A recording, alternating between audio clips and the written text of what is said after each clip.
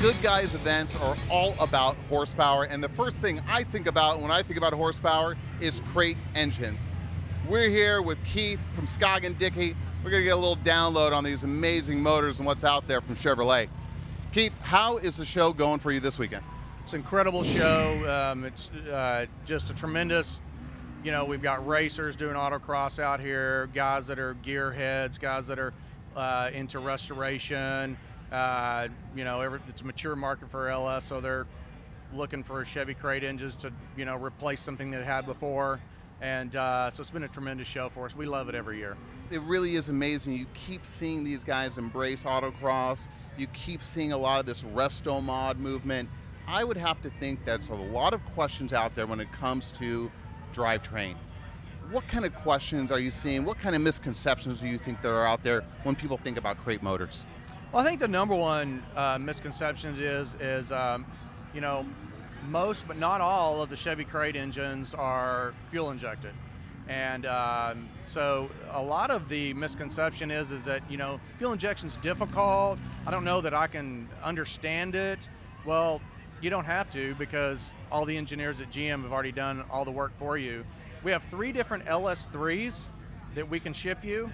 The base cam 430 horse, the hot cam 480, and the 525 horse that has the ASA cam. And each controller has a perfect tune for that engine.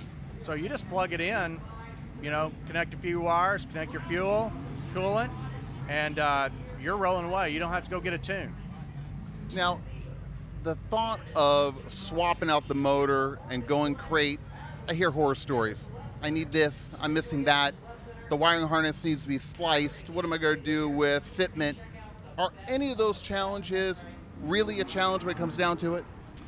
Not in this market. I mean, there's probably not anything that, and I want to be conservative on that, but because we see some pretty good challenges, but it's a pretty mature market, and there's a lot of off-the-shelf parts, not just from GM, but the aftermarket manufacturers have made it so easy to just order in a motor mount adapter, or a transmission adapter, or even a K-member, or a fuel pump, or whatever, specifically for LS swap applications. So that's made it a lot easier for the, do-it-yourselfer to be able to swap those engines.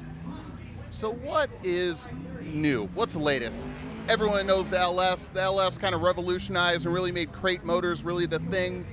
It's no longer the LS, though, is it? No, we're moving into the 5th generation of the small block from Chevrolet. And first debuted in the 15 C7 Corvette. So it's a direct injected, all aluminum, splayed valve engine. And Chevy's already stepped up to the plate. It's available as a dry sump, it's available as a wet sump. And they already have a controller to control it. And it's a similar plug and play if you're familiar with the LSs or you're not. It's very simple. You don't even have to run a throttle cable anymore. It's all drive-by-wire. You just bolt a pedal to the fuel or to the firewall and plug in a connector, and you've got your pedal control. It's just that simple. There really is no reason why you would not go to a crate motor now. Well, except for maybe budget. And GM is incredible about mass-producing engines and with great quality at a good price. And you can't beat a 2-year, 50,000-mile parts and labor warranty. Excellent. That is really some good news. I love hearing when Chevrolet comes out with new stuff that trickles down to the aftermarket. It's always a great day. I want to thank you for the time, Keith. Thank you very much for coming out to the show and spending a little time with us. Good to see you. Thank you.